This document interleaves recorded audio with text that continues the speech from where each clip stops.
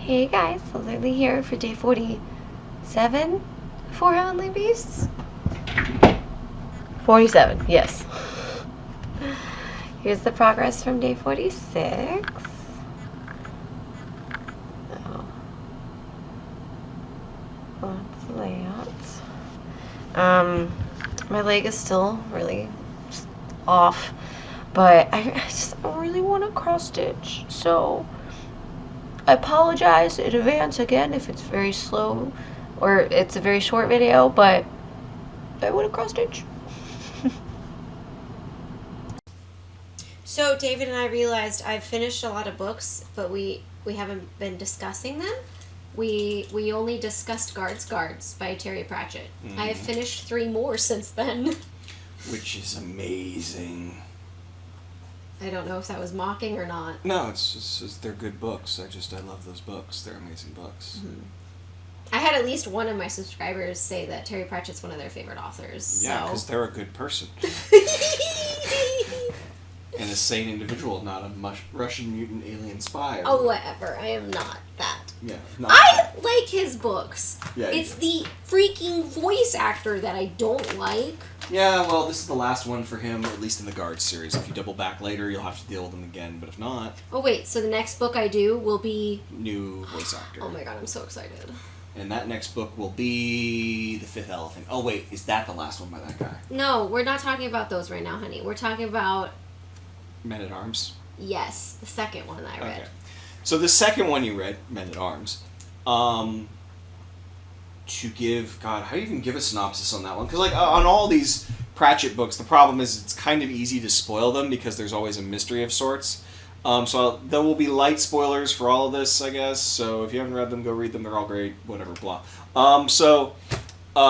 Men-at-Arms is, again, the Guards series, and the Guards have decided that they need to do some diversity hiring. So they're getting... Yes, they're getting a troll, a dwarf... And a woman. And a woman. Yeah, well, yeah, which is part of the joke. Yeah, which does not translate well in audiobook format. No, because, so, to straight spoil this, they make you think it's a woman because you overhear characters talking like, yeah, I can't, well, we had to hire her even though she's a and you're like, oh, so it's a sexist thing. And no, they have no problem with the fact that she's a woman. They hired her because she's a werewolf. Which I will say, and David can back me up on this, I called it before that twist was actually made. And I was like, well, how does that work? They always say "wuh," and I was like, wait a minute. Like, it's supposed to be just a W. Like, in the book, it'll be a W, but it sounds like he's saying W-O for, like, woman, not W-E for werewolf. Yeah.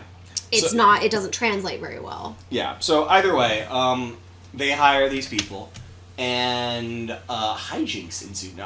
There's also sort of the main mystery, because there's always sort of like the B plot, which is, dealing with new people in the Watch, and then the A plot is the mystery, and in this case, the mystery is someone appears to be killing people in a very strange way, like as if they have some tiny portable catapult.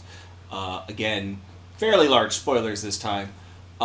It's a gun, namely a rifle of some sort. Oh, I was thinking it was like a small one. No, it's more... It's long and big. Okay. Kind of in between. I mean, rifles are... It's like a two-handed gun, is my understanding. Okay. There's actually a picture of it on the cover of the... Which I have not seen, because I listened to the audiobook. Yeah, but either way, it's killing people, by which... I mean, someone's using it to kill people, but, why? And then also later on you find out it does sort of kind of have a mind of its own, which makes more sense if you'd listen to Small Gods. Wait, the gun had a mind of its own? I never got that impression. Well, like, multiple people picked it up and they heard it talking to them saying, yeah, you could fix the whole world, and there's like an ethical struggle while they're holding it. Okay, that I got. I didn't realize it was like a... Yeah, you didn't realize that was really literal, because the problem is that since you haven't read Small Gods, you don't know that in the Pratchett world, the more you believe in something, like, gods get their power from belief. And so people believe in the gun, and it's sort of its own little minor deity thing. It's not a major, like, canon thing, but it's a nice little nod to, like, how the world works. Okay. I'm looking for the book as I speak and cannot find it. Yeah, and you're walking further and further away from the mic. It's okay. If I shout really loudly, they still hear me. We proved this in a previous episode. It's canon. It's true, but rude. So, anyways, It has. What do you remember of it? And then I'll. Oh nerd gosh. Yes, you're on the spot now. That'll teach you. I really liked the werewolf. I liked her. I don't remember her name. Angua, something Angua? like. I can never say her name right. I know I've been pronouncing it Angua? wrong mentally this entire time. And I really liked the troll, the big guy. Detritus. Yes, I really liked Detritus. I didn't mentally care called for him Detritus my entire life until I heard it said, and I'm like, yeah, that makes more sense. I didn't care at all about the other guy. Which was good. This is true. Terry Pratchett's working out really well for my streak. Yep. In a good way. Yep. Was it this book where Detritus was in a freezer? The Pork Futures Warehouse, yes. Or was that the second? Or was that the next? It was this book, yes. Okay, so that I really, really liked that. Where he's part troll, full troll? He is a troll. He is a troll. So he's really, really dumb. He's locked in a freezer at some point. They eventually let him out, and they find that he has written all of these equations on the walls. And it ends with equals. But, by the time they've realized, oh my gosh, he's a genius when he's freezing to death. They're like, what does it equal? What does it equal? Detritus is just like, I don't know. So his brain goes just into overdrive when he's cold, and it makes him really intelligent. But it's also slowly killing him. He would have frozen to death had they waited too much longer. Or at least that was the impression the book gave to me. And that was so interesting to me that, yeah, you think he's an idiot. It's just because he's in the wrong environment. Yeah. I love it. They will build on that. What I love is he does a really good job of building on that stuff. It's, again, good world building. It's not the epic world building of Sanderson or Butcher or something like that, but it is still nonetheless very, very excellent world building, especially if you read the other books. I have a timer. Oh, okay. I'm just checking. So, yeah, no, it's that trolls are, silicon life forms, and so, yeah, they don't do well in the heat, and they do incredibly well in the cold, so they all seem dumber in the city where it's hotter because they come from the mountains where it's nice and cool. Mm-hmm. The north slope of the mountains, specifically. And you're going to learn more about that... No, later. Several books. So, yeah, so we meet them. The guy with the gun is sort of manipulated into trying to kill the patrician because they want Carrot on the throne. Yes. Because, they figured out that Carrot is probably the lost son of a king, or, directly descended from. And so lots of stuff goes on. The patrician gets shot. Multiple people get killed. Lots of nonsense. Yeah, that other character that was brought on with Detritus and Angua. Cuddy, Cuddy dies. Yes. That's right. I kept thinking every time that character came up, I was like, I could be really enjoying. That timer completely threw off my brain. House. I could be watching House right now. Ah. That has a character named Cuddy.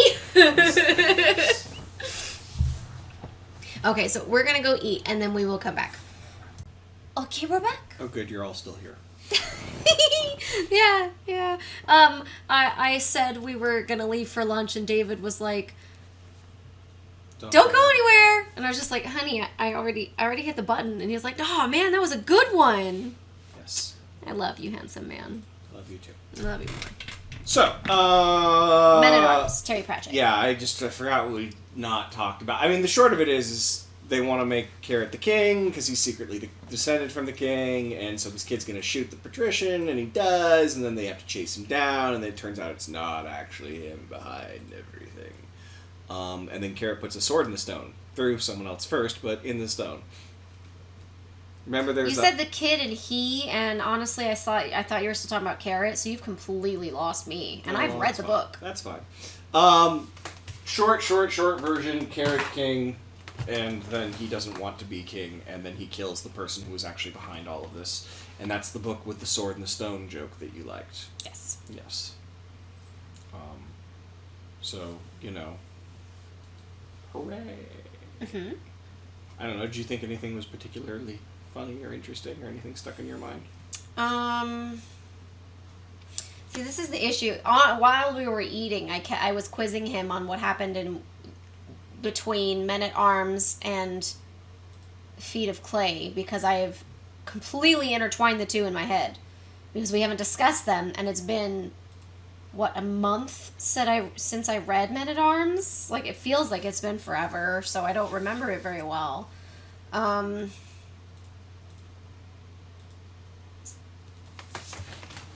I remember I was really, really upset that the book basically opened by telling us Dragon Lady and Vimes are just together and married now. Yes. Because I was like, what? No, like, that relationship was just starting.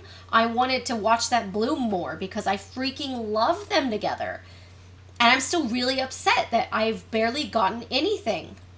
And I'm 4 books in now. There's only a little bit between them, and it makes me sad because they were really, really good in the first book. So, that stands out to me. Well, okay. She has criticisms. Well, it's not necessarily a criticism. It's just like, I want more, which I think is actually a compliment. Yeah, I get you. Like, I did think the blooming romance between Carrot and Agua and the werewolf, I really liked that. Werewolf. What's her freaking name? Captain. No, not Captain. Agua? It's Angua. Angua? Angua? I think. I'm still not sure. I don't know. He says it with an accent, so it sounds different. I don't know. Whatever. Angua, yeah. Angua. Werewolf. I will know. Angua? Angua? Whatever. Angua. I don't know. She hot, though. Except for when she's transforming into a wolf. And then she's terrified. Then and she won't let anyone look at her. It's adorable. It's also literally horrifying. Yeah, but it's really cute. Especially, like, she doesn't want people to see her like that. I think it's cute. I don't remember what else I was going to say now. Was this the book? No, I think it's with Cheery in the next book where we really get to know more about her building and the landlord and all that. I believe so, yes. Yeah, I don't know. What stood out for you in this book?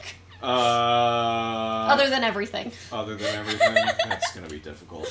I don't know. Like, it's interesting because Carrot's relationship is so... I thought it was funny because he starts dating her in this. And he does not know that she's a werewolf. Yes. And he talks trash about werewolves, doesn't he? Yes, because he's kind of like Vimes is very important to him. And Vimes hates the undead. And it's not phrased as a good thing. It's phrased as a very small-minded point of view. But he hates the undead. And we'll get some context for that later. And some of the undead are not nice people. And so, yeah, he kind of just adopted that without really knowing that many undead, just because, Vimes is... Werewolves aren't undead. They are in this world, yes. They're considered undead because they aren't human and they don't die normally. And I believe they're immortal in this as well. Are they? I don't know. I don't think it ever comes up. Either way. Because remember... at the end of this book, they fake kill her because she gets shot, and you're like, she's dead. Yeah, because it's not like a silver bullet. But it's not silver, so she lives. I even said that. Like, I looked directly at you when they shot her, and I was like, well, she's not dead. And you were just like, And I was like, honey, no.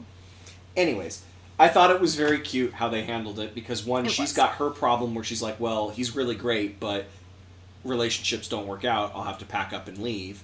And then 2, like, the awkward way he flirts and tries to date with her is, like, taking her to museums and taking her to other places that, like...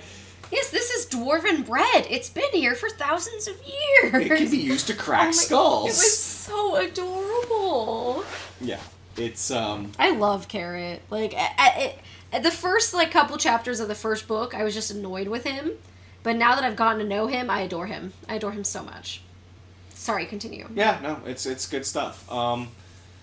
So I think that's the majority of Men-at-Arms. Like, we could go on forever, of course, but we can move on to the next one, which was Feet of Clay. That one where we meet Cheery Bottom. Cheery Little Bottom? Cheery Little Cheery Bottom. Little Bottom, sorry.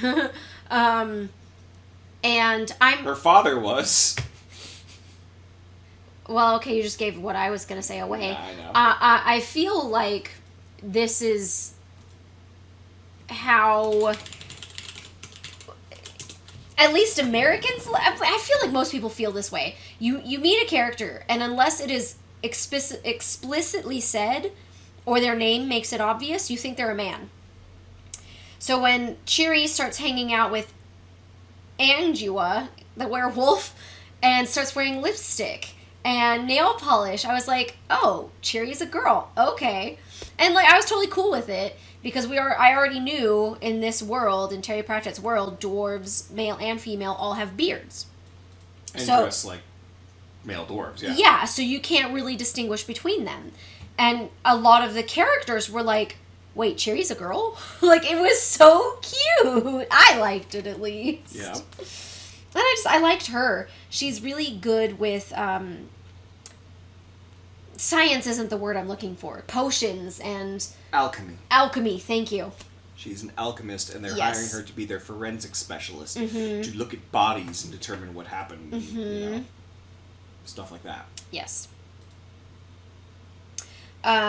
So this one opened. I liked the opening of this book. I think this was probably my favorite opening because I completely understood it and I got a kick out of it.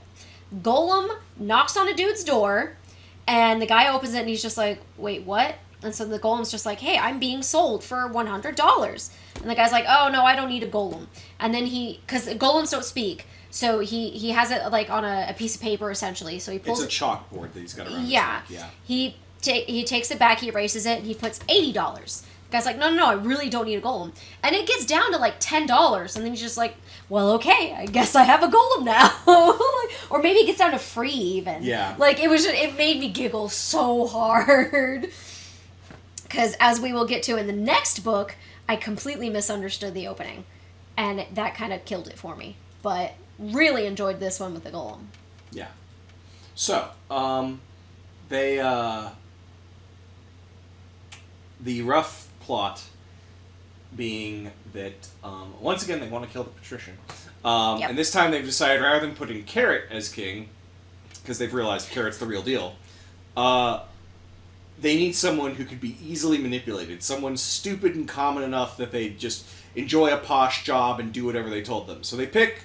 Nobby! My favorite character! Corporal Nobby Knobs. Yes! So, as the book goes on, they basically, there's this weird golem being seen doing crazy things, and you're getting to know more about golems, which, yes, as Liz mentioned, cannot talk in this world, and they have words in their head that they have to, like, follow. They're like their holy words or something, sort of. It's like their programming, almost. Yeah. And they always make people feel uneasy because, you know, they live these weird, like, they've been given some horrific jobs, and they just do them, you know? And so Yeah, like if you tell them clean all the dishes in the house, they will just clean all those dishes for the rest of eternity.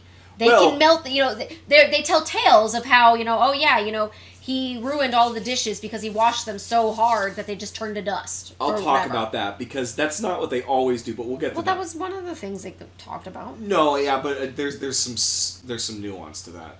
So the idea is that the golems have decided that, well, like basically in that example, it's, what is it, obstinate, you know, like when someone tells you to do something, you purposely, whatever it's called, and you purposely do it so well that it annoys them. There's a Reddit thing for it. Yeah, there's a bunch of stuff like that. But they do that because it's their way of rebelling. They understand, but they're like, fine, you want me to wash the dishes? I'll wash the dishes. I'll wash the dishes until you don't have it. Like, that's their only way of rebelling because they are naturally basically forced into servitude. That is their existence. They must have a master. It's like part of their creed. So the backstory to all this that you don't find out till way later is they've gotten sick of it and they've tried to make themselves a king who can free them. So they create a golem by, you know, cooking him in an oven and everything else like they normally are made. But the problem is they do it in a bread oven and it's cracking the golem. And worse, each golem writes down what they want the king to do, because a golem has to have words, and they put the words in his head. And lo and behold, the golem's basically going insane. So it's going nuts around town and like killing things and doing stuff. Because golems can't hurt people. That's one of the words. Like again, it's very iRobot. They legitimately cannot hurt a human. So anyone, any living being. So people treat them like trash because they're the bottom of society. They can't fight back or do anything, and it's basically just a machine. And no, they're not. So that's the big sort of subtext, I guess, to the whole book. But at this, malicious compliance. That is the term we were looking for. Yep. And so while that's going on, Vimes has found out that since he's been made a knight, there's a coat of arms that he needs to go get, and he doesn't want a coat of arms. And then he goes there. And he meets Dragon King of Arms, who's this vampire who's been around since the old days, and, Vimes hates vampires, because undead. And he kind of explains all these coat of arms, and he shows them, like, the butcher's coat of arms, the bakers, the candlestick makers, and, Yeah, and they have a lot of, like, weird puns in them. Yeah, they're really stupid, and that is a brilliant scene, which I'll get to in a bit, because then he tells him, oh, yeah, the Vimes actually have a coat of arms, but, your ancestor, not ancient ancestor, but like great-grandfather or great-great-grandfather, something like that, Stoneface Vimes, as they called him, he's the one who killed the last king of Ankh-Morpork. And so they, executed him and destroyed I forget what it's called, but basically the coat of arms can't be revived. Now, of course, the king was killed because he was a horrific monster, and he was the only one who'd do it, and they had all the evidence in the world, and everyone knew it. And they never really tell you what he did, but they just imply all the horrible things in the world. But nonetheless, you failed to, he did this, so there must be, you can't, that's the way it is, you can't have a coat of arms. So he gets upset, and that's where he goes, wait, you said the Knobses have arms, and he's like, oh yeah, the Knobs. He's like, Knobby? Knobs? And he's like, yeah, you know him, we've been looking for him forever, and that kicks off the story. So the entire time the Patrician has been getting ill, and they realize it's poison, but they can't figure out how he's getting poisoned. And it all works into this because it turns out that basically they want Nobby to be the king, so they need to get rid of the Patrician, but they don't want to kill him, so they need to poison him slowly. So what they've done is they put poison in the candles that are being burnt, that he burns all night while he reads. And there's so many hints, there's so many in that book that, like, when you read it the second time, you're like, oh god, he's screaming it at you the whole time. Like, there's literally a chapter that ends with, the Patrician under candlelight slowly like, just completely... Did I think it was the matches? Yeah, you were See, close. I was so close. I was on track. But I didn't get it. But yeah, so the fun things about this are, one, yes, he's been poisoning him that way, but Dragon King of Arms was literally mocking Vimes, because the butcher, the baker, the candlestick maker, while also being a rhyme, just that, haha, that's funny, all three of them are involved in this plot to poison the Patrician. And he's literally showing him the coat of arms of the guilty parties, and their slogans actually point to them being involved in the crime. In fact, one of them he keeps in English instead of Latin, which most of the coat of arms mottos are in Latin, but that one he keeps in English because when you translate it to Latin, it's a pun on, like, light causing arsenic. Like, arsenic, I don't know Latin. Anyways, it basically reads arsenic. So, like, it's even in that moment making fun of you. Did you just get this? I never got that. I don't even remember that. Vimes accuses him of doing that at the very end when he's talking to him playing the same... But I don't remember. Like, I remember all the puns. I remember thinking that was funny. I didn't put that together. Yeah. At all. Well, because he explains it later, but it's kind of like in the middle of a speech, and so I'm not surprised you missed that. It was a long speech. Yes, because him and Dragon King of Arms are going back and forth. Let me see. Well, while you Google that, what I thought was interesting, what I loved, was the Patrician figured it out. He knew it was the candle that was poisoning him. So he stopped doing it, and he was using a different candle or something, right? No, he would, like, chop it and then burn a little bit so that the girl could take it home, right? No, he didn't know about that, because that girl died. That was a huge problem.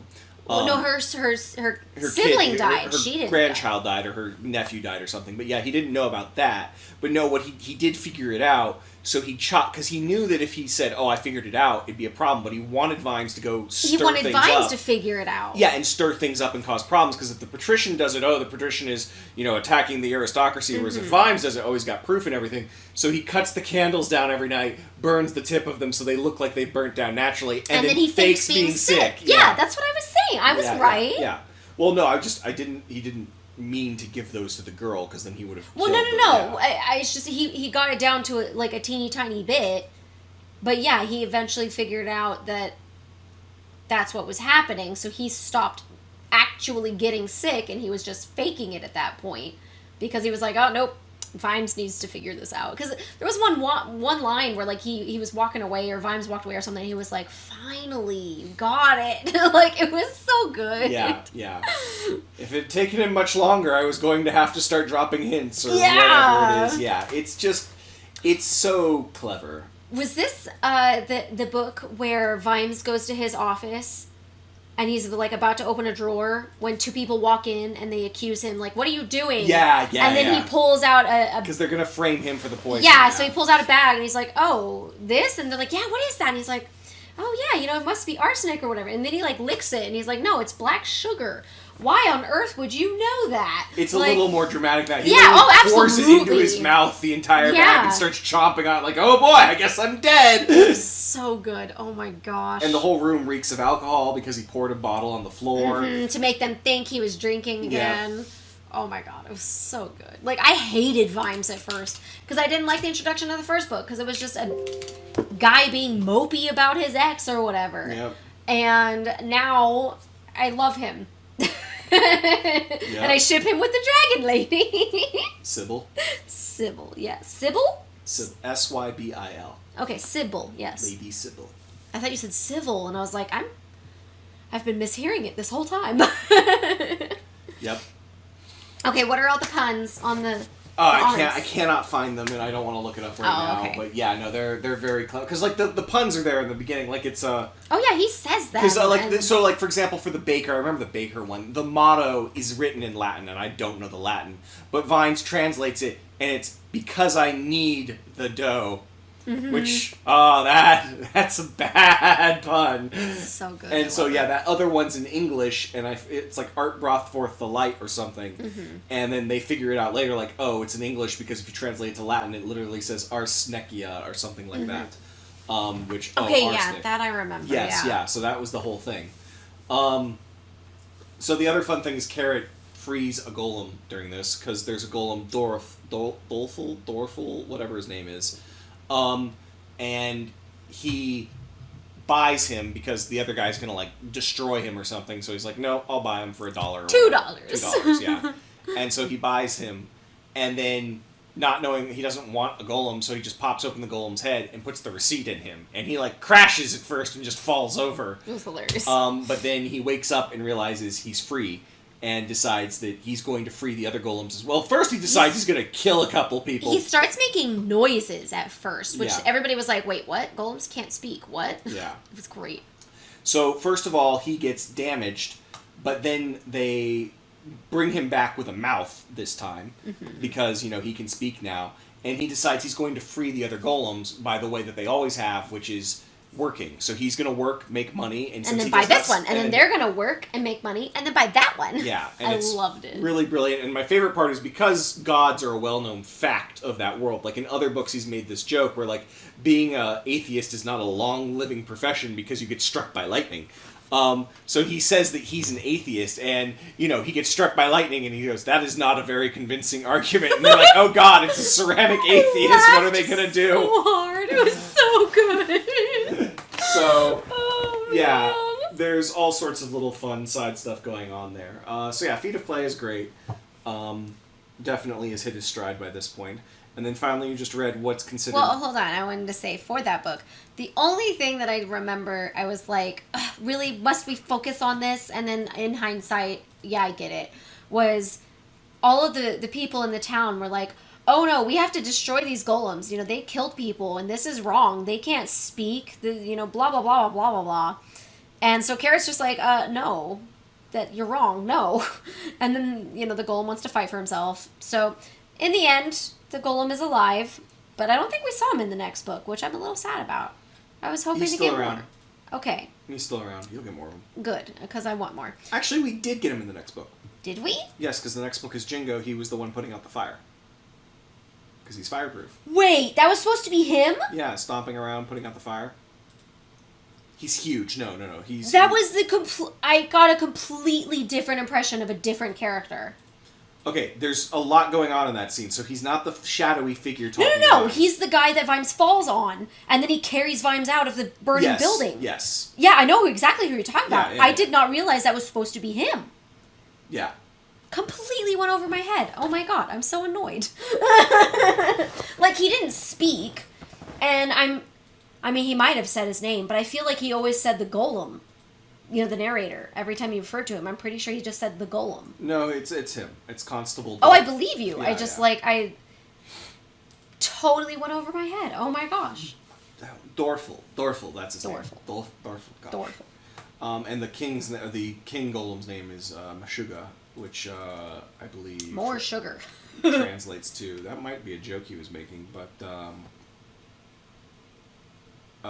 crazy, yeah. Yeah, they all put their different wishes of what they wanted into his head, so, kind of overloaded. Yeah. I get it. So that's that. Moving on to Jingo, which is considered one of his better novels. I did not understand the opening. Yeah. So I started my day, started cross-stitching, hit play, and this father and son are on a lake, and they are fishing for, what was it, curious squids? Curious squid, yep. Yeah, a curious squid, which you learn tastes terrible. And there are restaurants that will specifically say that they do not use curious squid in anything they make because how gross it is. Yep. And the father and son dynamic was annoying to me. I never liked it, but whatever. At some point, the son, it points out that there is a metal chicken. And the dad's like, what are you talking about? And then they say that it is a weathercock. And so I was like, okay, I know that, like, another term for a rooster is a cock, which is, like a male chicken. So I was like, there has to be some kind of pun in here that is just going over my head, and I don't understand it. But the book continues, and it picks up with the regular characters of Carrot and Vimes, and you don't have the father and son until way later in the book. So when David eventually woke up several hours later, I was like, you need to explain this pun to me. And he was like, okay, what is it? And I told him that, and he was like, oh, no, honey, you know how on, like, old houses they'd have that chicken, the rooster on the roof? And I was like, oh my god, the ones that, move with the wind? And he was like, yeah. And I was like, oh my god, a weathercock. I get it. I have never heard them called that before. Yeah. I have seen them. I remember seeing them constantly growing up, at the very least across Europe. Never heard them called weathercocks before. So I never would have put that together. I would have eventually Googled it, but I was like, I'll wait till David wakes up, because if I Google it now, I'm going to spoil something. Yeah. Which I don't know how much spoiling we want to do. No, we'll fire away. At this point, it is what it is. I was so confused. I didn't understand, and I wanted to. Yeah, so it's funny because they're out in the middle of the ocean where there's not supposed to be, anything, let alone the top of a house. And that's what they're realizing is there's a house, because the island of... Oh, I don't remember. Oh my gosh, I don't either. Jingo. I don't know. I don't know. The ship. La ship? Leshp. Oh, well... Leshp. I don't know if they pronounce it differently. I've always thought of it as Le Ship, even though I think it was pronounced different. I don't know. It's probably some joke I'm not getting. So you never did get to Eth until I told you. Yeah, so. I'm not very smart. So, anyways, not the brightest bulb. Yeah, this mystical disappearing island appears suddenly out of the water. And it kicks up this international incident, because now there's this island between Clatch and Ankh-Morpork, who have generally gotten along okayish. And, the island is strategically important if they go to war. So they're going to have a war over it to have the island. Yep. And it's very good, because this is his longest book, I think. What? This is the one I finished in a day. Yeah, you did 10 hours of cross-stitching that day. True. Look forward to that, you guys. We're not editing it at all. Oh my god, I'd have to do like 4 or 5 days to do that. No, you can just do it in one big chunk. No. It'll be fine. Do you know how long that would take to render? Forever. Not on this computer. Do you know how long that would take to upload? Even longer than forever. No. So like a Kapla. What is if you get that joke, mention it in the comments, because please, no one else will. What's a Kapla? It's a, So you have to comment before he explains it to show that you know what it is. It is an incredibly long time. Let me make sure I'm pronouncing it right. Kopla. Chapla. Did I say it wrong? Chiapla. Length of time. I guess I said it wrong. That'd be a reason no one would get the joke.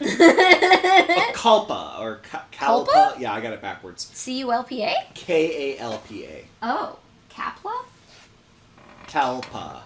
Kalpa? Okay, Calpa? Kalpa. Oh, yeah, okay. Well, I the one I looked at said Kapla. Yeah, Not Kalpa. I'm scrolling down, yeah. No, it is a ridiculous length of time. What is it from? It's from Hinduism or Buddhism.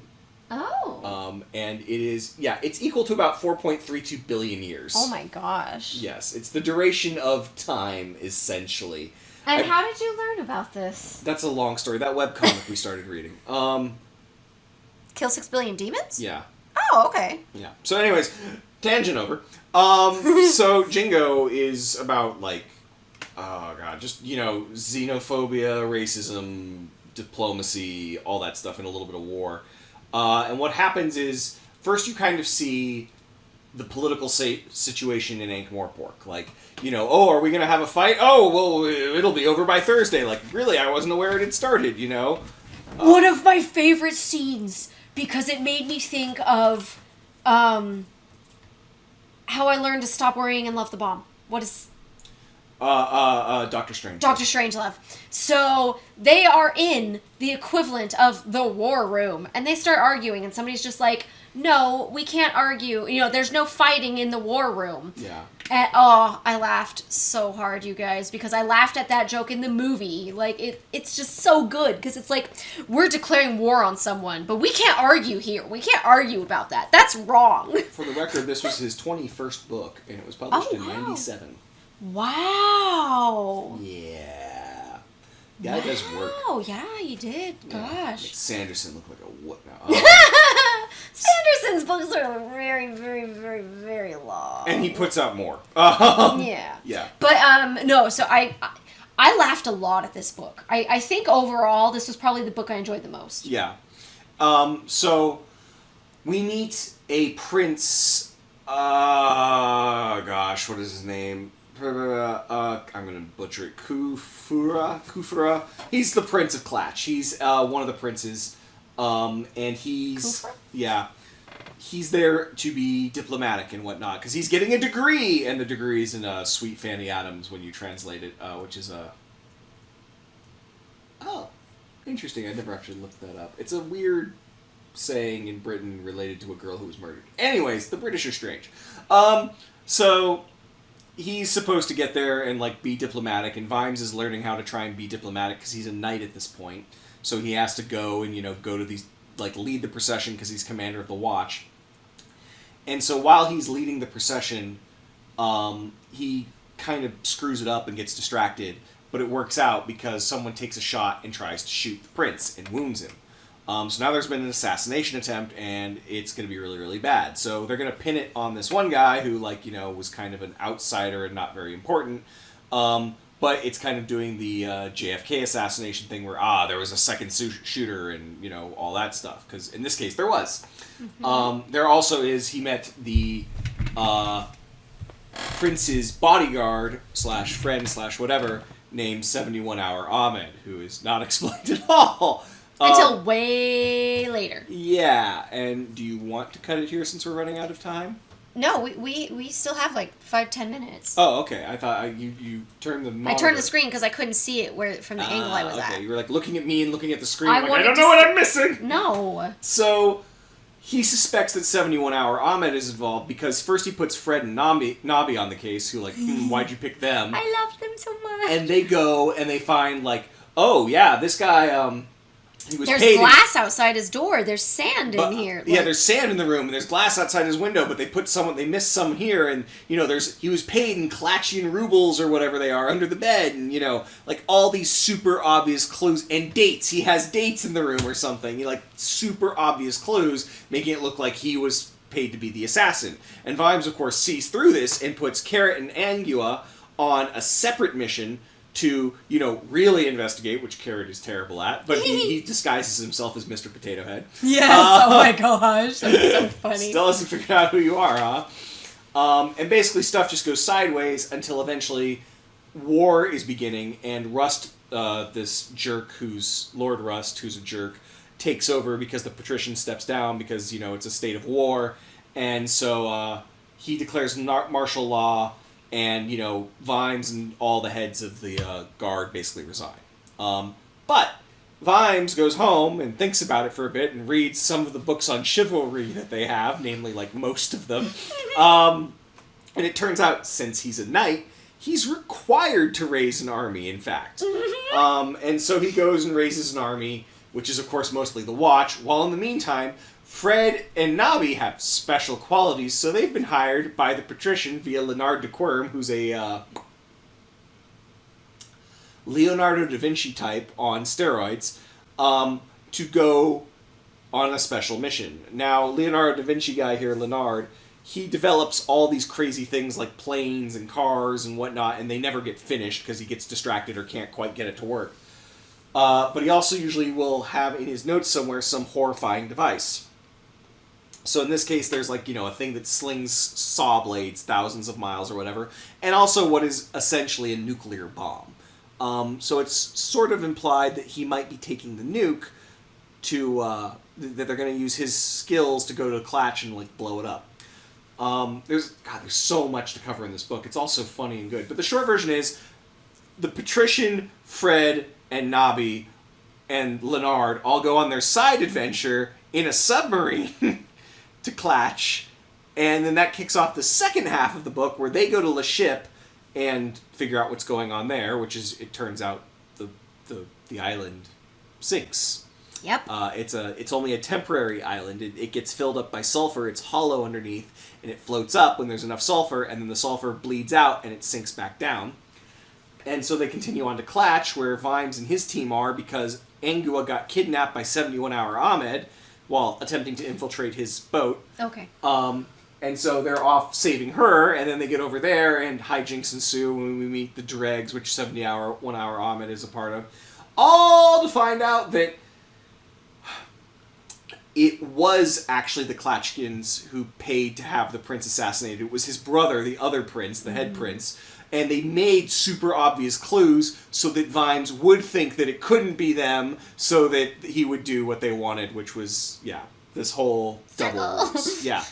It's a really, really good book. I don't know. Oh what my did God. you like? Like, literally, the triad of Nobby, Fred, and the Patrician is like, it gives me life. Yeah. Like, whatever the Three Stooges is for most people, they are for me. Like, I want more of that. I want a book of just the three of them, because I laughed the whole way through that. Yeah. Like, at first I was like, oh man, this is gonna be weird, and then I was like, no, I love this. Like, when they would leave those three, I would just like, I'd be upset, because I just want to go back to those three. And I love Carrot. But when we first went to Carrot away from those three, I was upset, you guys. Like, I love them. They're very fun. They are hilarious! And I think one of my favorite lines is like, I know something about seaweed, sir. Yes, Corporal Colon. If it's wet, sir, that means it's going to rain. It is quite possible I will never forget you said that. It was so good! I was like, they made Nobby dress up as a woman, and they're like, oh, well, what does she do? Oh, exotic dancing.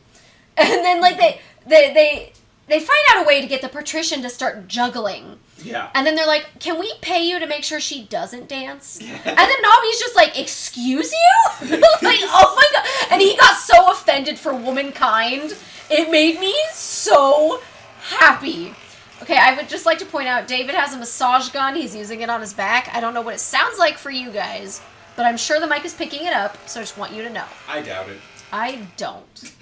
I really don't. I doubt it. If it can hear you from the kitchen, it can hear that from 4 feet away. Nah, that doesn't make sense. No. But, oh my god, every single scene of him dressing up as a woman was just, like, I loved it so much. Yep. Like, I've forgotten everything else in the book because I loved that so much. It was very, very funny. Oh my god. I really love how they handle all of that, because it's just so... I thought it was going to be a dumpster fire. No, it's easily... It was perfection. Some of the funniest parts of the book. Absolute perfection. I love when the dregs have to, like, deal with Carrot and detritus and Angua when they're, like, at night when he finally wakes up and starts beating them with each other. Oh, yeah, because they're like, oh, yeah, we fight at dawn. Like, we don't fight before then. So then Carrot's just like, Yeah, no, actually one of my favorite things is that, so the dregs are known to charge at dawn. They always charge at dawn.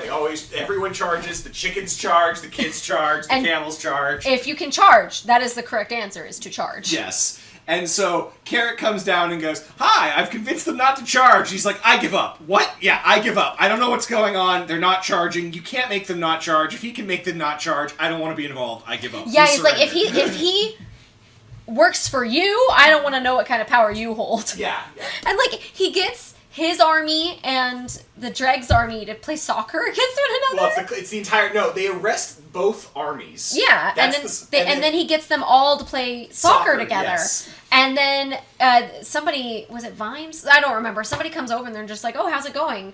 And he's like, oh yeah, we're winning. And then it turns out that like the other team has more fouls or whatever. Like, it was so funny. I think one of the fun moments is 71 Hour Ahmed sees like a foul happen, and so like an Ankh-Morpork person and a Dreg are about to like go at it, and Carrot says, "Oh, now apologize and be nice," and he's like, "Oh, it's over," and then everything's fine. Yep. And it's like I have personally seen that man kill and eat like 4 different people or whatever. Yeah, but now they're buddies. It only works for Carrot, but it works for Carrot.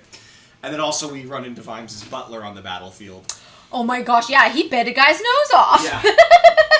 He's like a complete drill sergeant to his own squad, and then turns around, "Oh, how are you doing today, sir?" It was so good. I loved it. Yeah. Oh, I also it was so sad at first, though. Detritus, they're in a desert.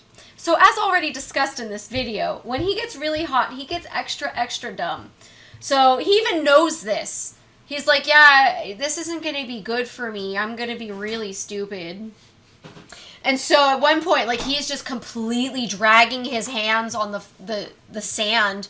And they're like, oh, put him in the shade! Put him in the shade! Yeah. And then at night it gets incredibly cold, and suddenly he's really smart! Yeah. And I also love the boat scene, because they have to sail across, and there's a whole bunch of stuff that happens in the boats. Boat arc. But one of my favorite things about it is just, like, Vimes tells the guy to start throwing, or tells Detritus to start throwing everything overboard so they can catch up, because they have, illegal weapons on the ship, and that's how he commandeered it. So he's like, yeah, get rid of everything that's heavy. And so Detritus gets rid of everything that's heavy. So later on, if you know anything about boats, that includes the anchor. Yeah, so later on, there's a horrible storm, and they're like, well, we could drop anchor. And Detritus is like, yeah, anchor, that's kind of that big heavy thing, right? Yeah, well, at least there are lifeboats. Yeah, a lifeboat, that's like a big wooden heavy thing, right? Oh, God, all right, well, how far is the barometer sunk? All the way to the bottom. It's very... And then Vimes landing the ship, like, okay, stop here. You can't stop! It's a boat! We don't have an anchor! It was so good. Yeah, I really enjoyed this book. Yes. So, the next one is...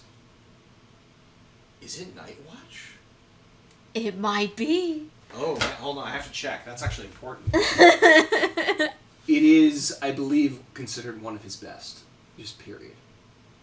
No, The Fifth Element. The Fifth Elephant, that's right. You say The Fifth Element every that's single time. That's what it's supposed to be. No, The Fifth Elephant is very, very good, and I think you'll like it a lot. Night Watch is just a classic. Like it's one of those ones that like even outside of Pratchett, like I think it stands on its own. Unfortunately, you have to kind of read the previous ones for it to really have the impact it does. But you said unfortunately, like I haven't been enjoying the books. No. I've been I just reading. meant in general. Like you can't. Most of his books can be read. In fact, standalone, but standalone. But you get so much more if you've read the previous Yeah. ones. I read them out of order at first, or a lot of them, until I realized, like, oh, this is actually a series, and finally looked it up and started getting them all and reading them in order. Mm-hmm. But yeah, Night Watch is very famous for being very, very good. But The Fifth Elephant is also very, very good. I'm excited. So enjoy.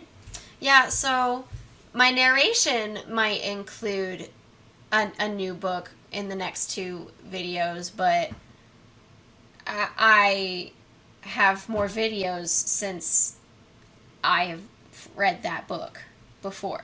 I don't even know what I'm saying anymore, so look forward to the video where I have 10 hours of footage. What? Except it won't be 10 hours of footage, because you're going to edit Oh, I'm going to edit it, yes, but it was exactly 10 hours and 3 minutes.